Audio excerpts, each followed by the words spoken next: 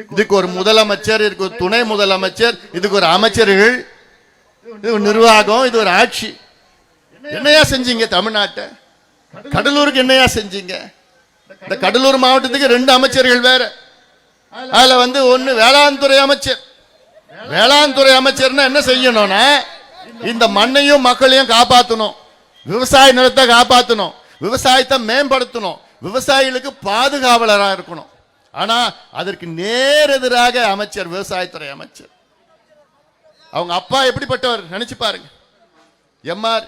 கிருஷ்ணமூர்த்தி, அவர் தான் வேங்கை, உண்மையானவர். கலைஞரே நேர் எதிர்த்து பேசுவார். அப்படிப்பட்டவர் இன்னைக்கு அவருடைய மகன் அமைச்சர். ஆனா அவரையும் பயன்படுத்திட்டு இருக்கிறாங்க. எனக்கு எதிராக ஏதாவது அறிக்கை வரணும்னா எம்.ஆர்.கே பேர் அறிக்கை வரும். எனக்கு என்ன எதாவது பேசணும்னா துரைமுருகன் வச்சு பேசுவாங்க, இல்ல சிவசங்கர் வச்சு பேசுவாங்க, இப்ப இல்ல சேலத்துல பணமரத்துப்பட்டி ராஜேந்திரன் வச்சு என்ன பேசுவாங்க. இதுதான் ஜாதி அரசியல். திமுக இது தவிர வேற தெரியாது. கலைஞர் கத்துக் கொடுத்தாரு, இப்ப ஸ்டாலின் அதை பின்பற்றுறார். ஏன் வேற யாரும் அமைச்சர் கிடையாதா? வேற யாரும் பேச மாட்டாங்களா? பேச தெரியாதா? அப்படி ஒருத்தர் பேசினார். எங்க பேசினாரு? திருவண்ணாமலையில பேசினார் ஒருத்தர். போன வாரம் போயிருந்த திருவண்ணாமலை. யாரு? எத்திராஜுலு வஜ்ரவேலு என்கின்ற ஏவா வேலு. அவர் பேர் அதான்.